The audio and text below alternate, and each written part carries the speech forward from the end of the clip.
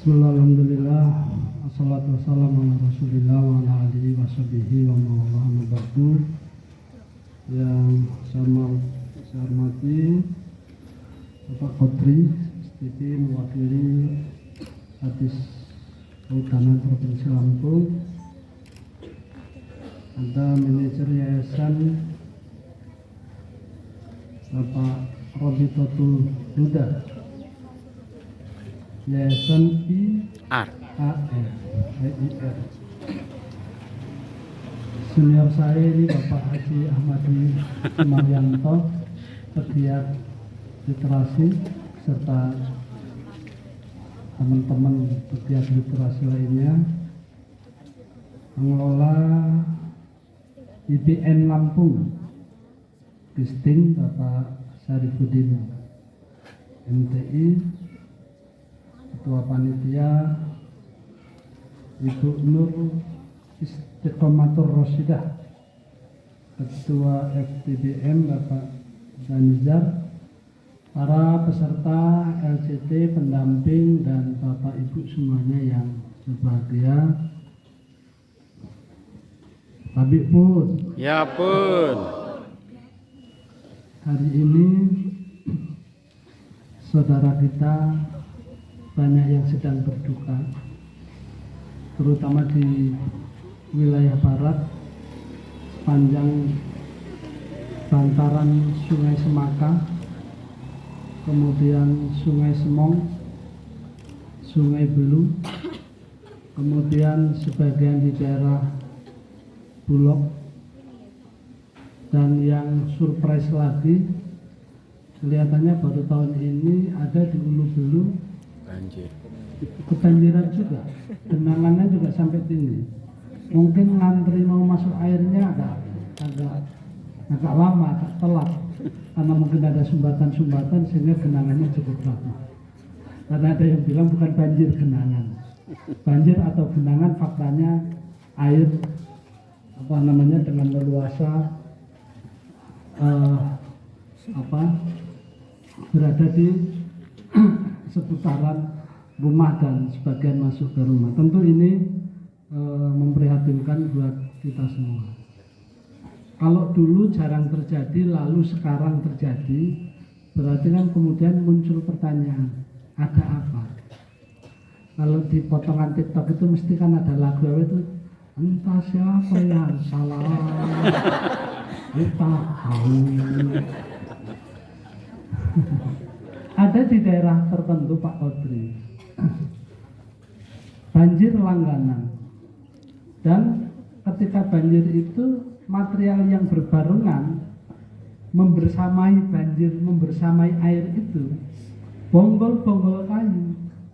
Ini kan luar biasa. Jadi luar biasa itu di atasnya luar biasa. Kemudian material-material pecahan batu itu ikut serta.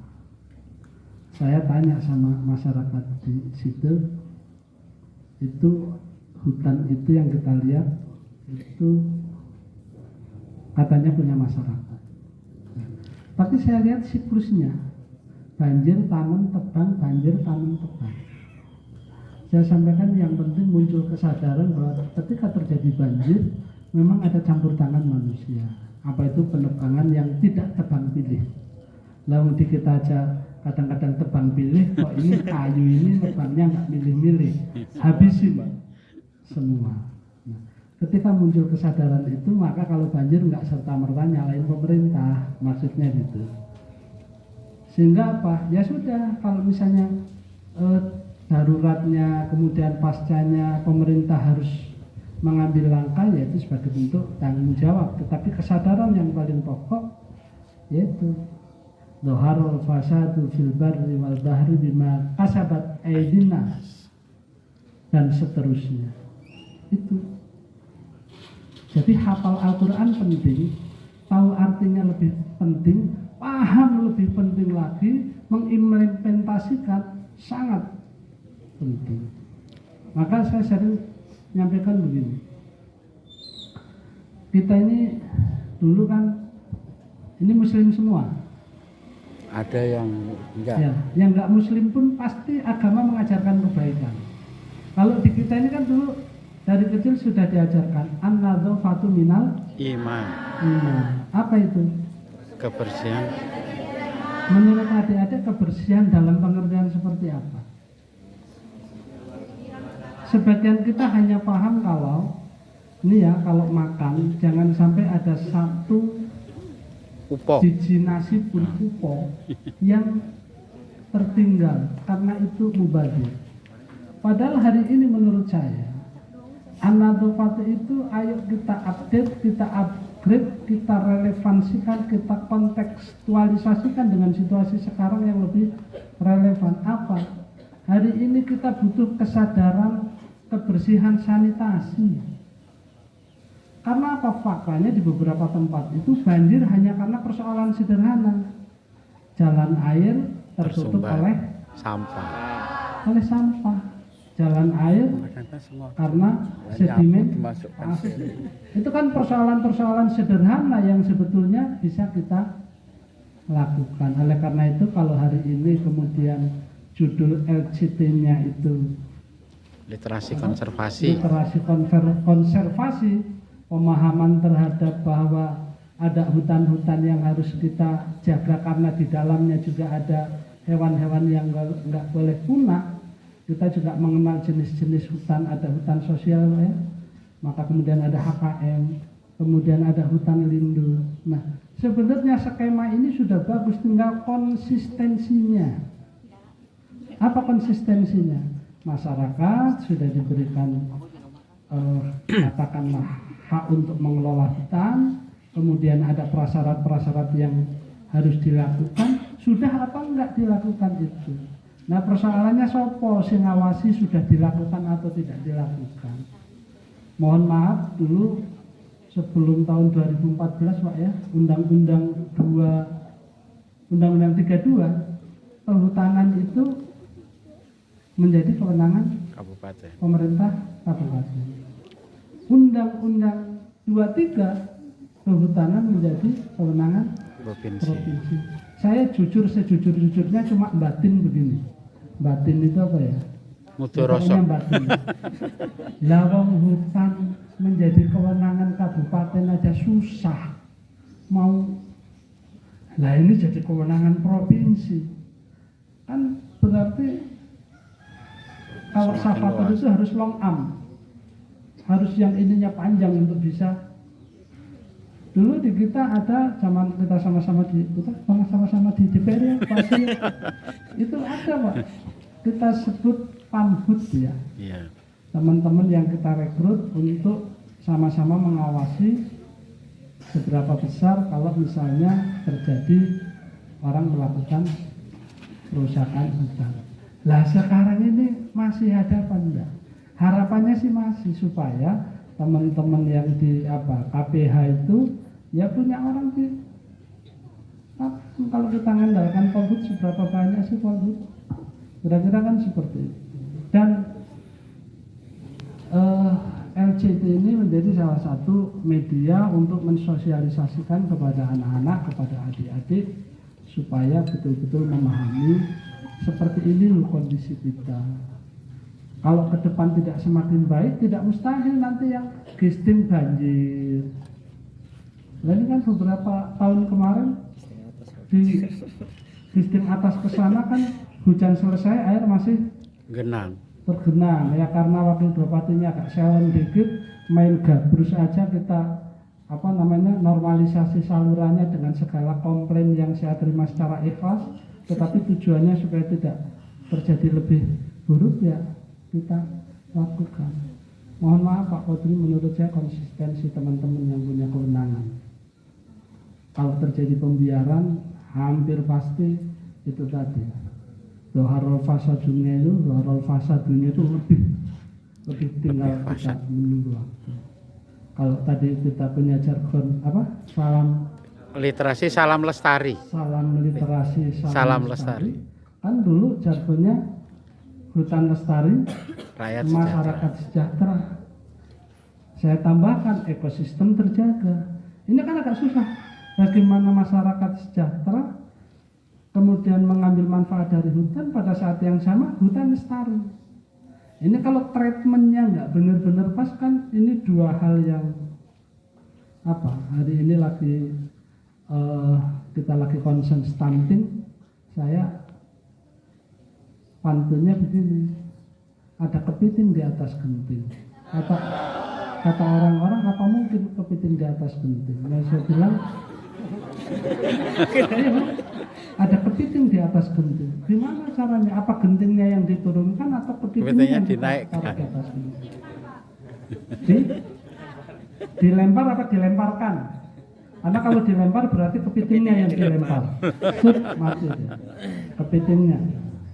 Tapi filosofinya apa? Bisa dilakukan dengan cara apa? Intervensi. Ada aspek syariat di situ yang harus dilakukan, sama dengan ini. Hutan lestari, masyarakat Sejahtera.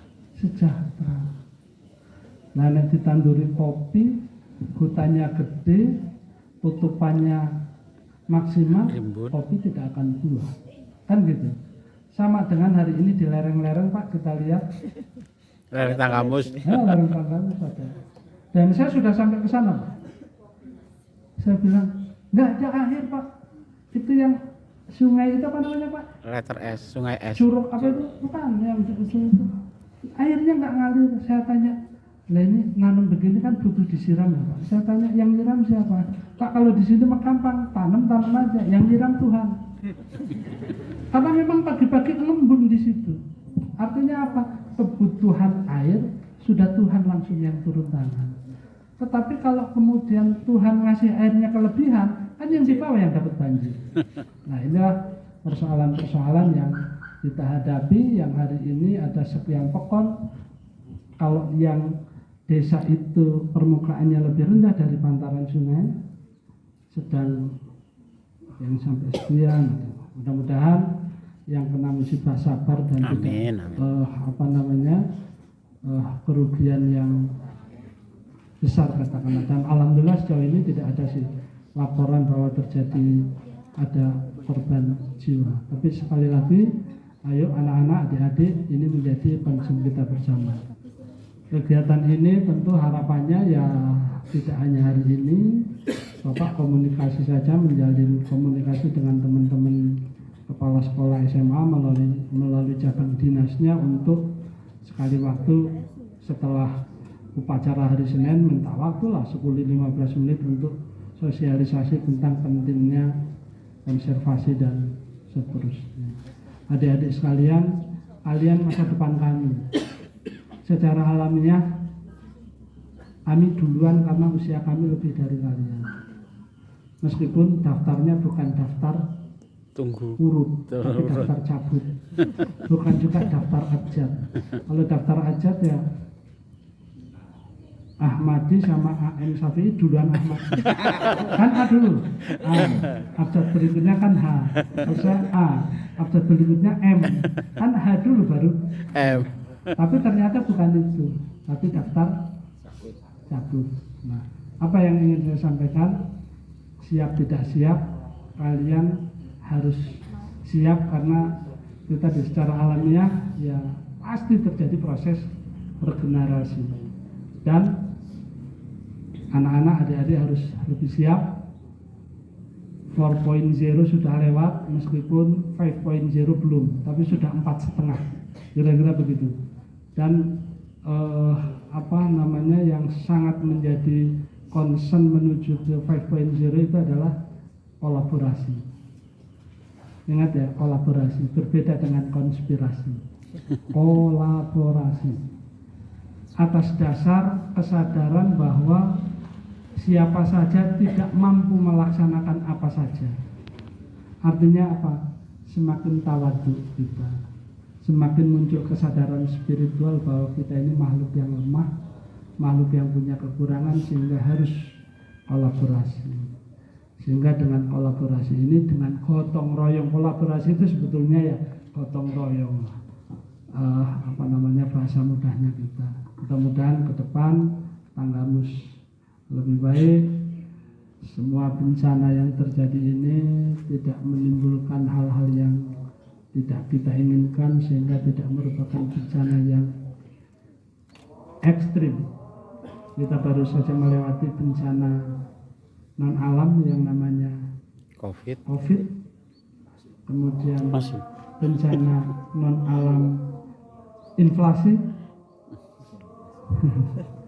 Mudah-mudahan ini nanti baru awal bulan-bulan turun hujan, kita benar-benar dijauhkan dari balak yang berakibat ekstrim. Demikian saya kira, dengan mengucap alhamdulillahirabbil alamin Alhamdulillah. beserta ucapan terima kasih kepada penyelenggara dan semua yang terlibat. Mudah-mudahan ini menjadi kerja-kerja sosial, kerja-kerja yang bernilai pahala. Amin. Dengan ucap alhamdulillahirabbil alamin, LCT konservasi pada kesempatan ini dinyatakan selesai. Kepada Bapak Wakil Bupati, nanti jangan dulu beranjak dari tempat karena akan dilanjutkan dengan penyerahan buku. Ya. Pak. Oke, silakan. Assalamualaikum warahmatullahi wabarakatuh. Waalaikumsalam.